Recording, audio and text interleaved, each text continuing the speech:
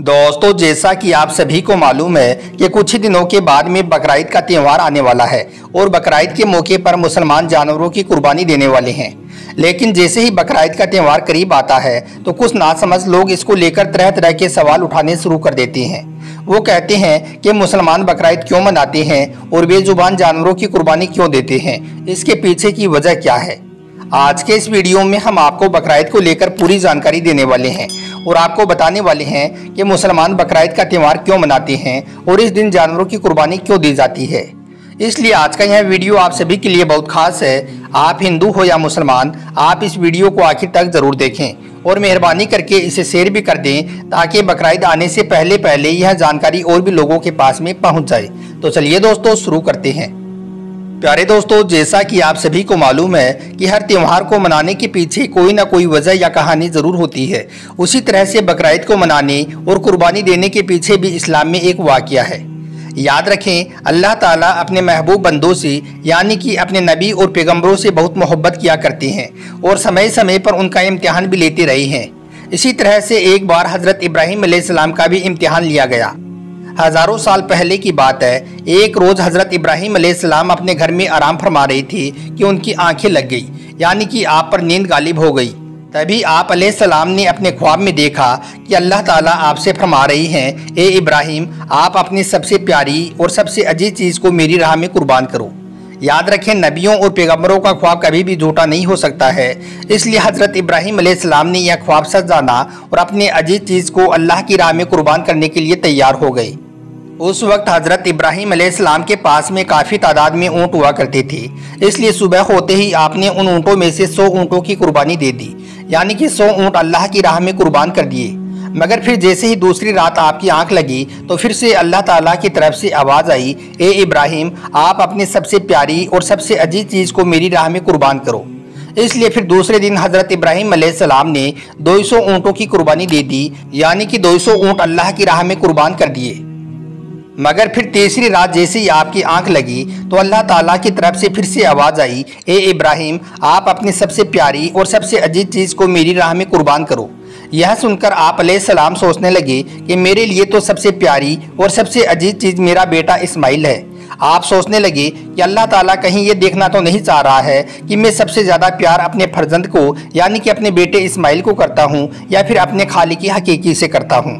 हम आपको बता दें कि हज़रत इब्राहीम अलैहिस्सलाम और हज़रत हाजरा की सिर्फ एक ही बेटा था और वो भी काफ़ी दुआ और मन्नत करने के बाद में अल्लाह ताला ने आपको बुढ़ापे की उम्र में अता किया था। इसलिए हज़रत इब्राहीम और हज़रत हाजरा अपने बेटे इस्माइल से बहुत प्यार किया करते थे। मगर जैसे ही आप अलैहिस्सलाम ने अल्लाह का यह हुक्म सुना तो आपने इरादा कर लिया कि वो अपने सबसे अजीज़ और सबसे प्यारे बेटे इस्माइल को अल्लाह की राह में कुर्बान कर देंगे। इसलिए फिर दूसरे दिन हज़रत इब्राहीम अलैहिस्सलाम ने अपनी बीवी हज़रत हाजरा से कहा, ए हाजरा, अपने बेटे को गुस्ल कराओ, नए कपड़े पहनाओ और खुशबू लगाकर बिल्कुल दूल्हे की तरह तैयार कर दो। आज हम अपने एक दोस्त के घर पर दावत पर जा रहे हैं। यह सुनकर आपकी बीवी हज़रत हाजरा बहुत खुश हुई और खुशी खुशी से अपने बेटे हज़रत इस्माइल को तैयार कर दिया। फिर जब हज़रत इब्राहीम अलैहिस्सलाम अपने प्यारे बेटे इस्माइल को लेकर फ़िलिस्तीन से मक्का की तरफ रवाना होने लगे, तभी आपके घर में एक शैतान दाखिल हुआ और वो आपकी बीवी हज़रत हाजरा से कहने लगा, ए हाजरा, क्या तुम्हें पता भी है कि तुम्हारे प्यारे बेटे को कहाँ पर ले जाया जा रहा है? तुम्हारे बेटे को किसी दोस्त के घर दावत पर नहीं ले जाया जा रहा है, बल्कि तुम्हारे प्यारे बेटे इस्माइल को कुर्बानी करने के लिए ले जाया जा रहा है, यानी कि मारने के लिए ले जाया जा रहा है। यह सुनकर हज़रत हाजरा ने कहा, मैं अपने इब्राहीम को अच्छी तरह से जानती हूँ, भला एक बाप अपने बेटे को क्यों मारेगा? तो यह सुनकर शैतान ने कहा कि तुम्हारे इब्राहीम ने एक ख्वाब देखा है जिसमें अल्लाह ने तुम्हारे प्यारे बेटे इस्माइल की कुर्बानी मांगी है, इसलिए इब्राहीम इसको कुर्बान करने के लिए ले जा रहे हैं। तो यह सुनकर आपकी बीवी हज़रत हाजरा फ़ख्र से कहने लगी, ए शैतान, तुम पर लानत हो, अगर मेरा बेटा अल्लाह की राह में कुर्बान होने के लिए जा रहा है तो मेरे लिए इससे बड़ी खुशी की बात और क्या होगी। यह तो मेरा एक बेटा है, अगर मेरे पास में हज़ारों इस्माइल भी होते तो मैं खुशी खुशी से उनको अल्लाह की राह में कुर्बान होने के लिए भेज देती। यह सुनकर फिर शैतान हज़रत इस्माइल के पास गया और कहने लगा, ए इस्माइल, क्या तुम्हें पता भी है तुम्हारे बाबा तुम्हें कहाँ ले जा रहे हैं? वो तुम्हें किसी दावत में नहीं, बल्कि वो तुम्हें मारने के लिए ले जा रही हैं। वो तुम्हें अल्लाह की राह में कुर्बान करने के लिए ले जा रही हैं। तो यह सुनकर हज़रत इस्माइल अलैहिस्सलाम ने फरमाया कि अगर मैं अल्लाह की राह में कुर्बान हो जाऊं तो मेरे से बड़ा खुश नसीब फिर कौन होगा। यह सुनकर शैतान बहुत मायूस हुआ, इसलिए फिर वो हज़रत इब्राहिम अलैहिस्सलाम के पास पहुंचा और कहने लगा, ए इब्राहिम, तुम अपने प्यारे बेटे को कुर्बान करने के लिए क्यों ले जा रही हो? तुम्हें पता भी है कि तुम्हारी यह कुर्बानी अल्लाह की बारगाह में कबूल होगी भी या नहीं। और दूसरी बात, जब तुम अपने इस बेटे को कुर्बान कर दोगे तो फिर बुढ़ापे में तुम्हारी खिदमत कौन करेगा, बुढ़ापे में तुम्हारी देखभाल कौन करेगा। यह सुनकर फिर हज़रत इब्राहिम अलैहिस्सलाम ने कुछ पत्थर उठाए और शैतान को लानती कहकर मारने लगे। यह देखकर शैतान वहां से भागने लगा। दोस्तों, कहा जाता है कि तभी से मक्का में हज के दौरान शैतान को पत्थर मारा जाना शुरू हुआ। इसी वजह से हज के दौरान शैतान को पत्थर मारा जाता है। फिर हज़रत इब्राहिम अलैहिस्सलाम अपने प्यारे बेटे को साथ लेकर वहां से चल दिए और आगे बढ़ने लगे।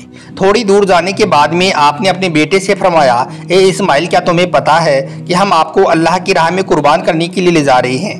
तो यह सुनकर आपका बेटा हज़रत इस्माइल अलैहिस्सलाम कहने लगा, बाबा जान, इससे बेहतर मेरे लिए और क्या होगा कि मुझे अल्लाह की राह में अल्लाह के एक नबी कुर्बान करने के लिए ले जा रहे हैं।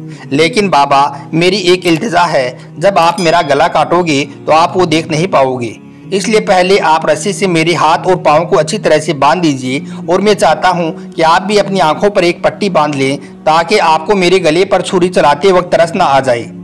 बस फिर क्या था, हज़रत इब्राहिम अलैहिस्सलाम ने अपने प्यारे बेटे इस्माइल के हाथ और पाँव बांध दिए और अपनी आंखों पर भी एक पट्टी बांध ली और फिर अपने हाथों में एक छुरी लेकर आसमान की तरफ देखा और कहने लगे, ए अल्लाह, अगर आप मुझे 1000 इस्माइल भी देते तो मैं खुशी खुशी के साथ उन सबको आपकी राह में कुर्बान कर देता।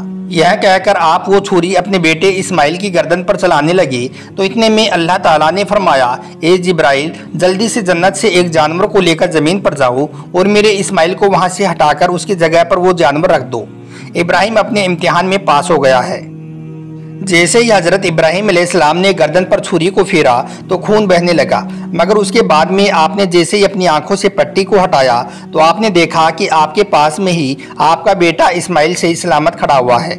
फिर आपने जैसे ही नीचे की तरफ देखा तो आपने देखा कि उसकी जगह पर एक दुम्बा, जिसको हम भेड़ कहते हैं, वो कुर्बान हो चुका है।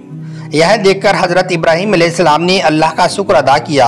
इतने में गेब से आवाज़ आई, ए इब्राहिम, तुम्हारा यह इम्तिहान क़यामत तक याद रखा जाएगा और तुम्हारी इस सुन्नत को ईमान वाले लोग हर साल याद रखेंगे और हर साल अल्लाह की राह में कुर्बानी पेश करेंगे।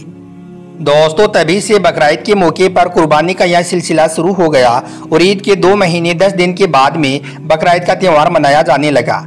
हमारे देश भारत, पाकिस्तान और बांग्लादेश जैसे देशों में 3 दिन तक यह त्यौहार मनाया जाता है, जबकि गल्फ देशों में 7 दिनों तक यह त्यौहार मनाया जाता है, जिसमें दुम्बा, बकरा, ऊंट और हलाल जानवरों की कुर्बानी दी जाती है। याद रखें, कुर्बानी के गोश्त को 3 हिस्सों में बांटा जाता है। पहला हिस्सा गरीबों और मिस्किनों में बांटा जाता है, दूसरा हिस्सा रिश्तेदारों में दिया जाता है और तीसरा हिस्सा खुद अपने घर में रखा जाता है।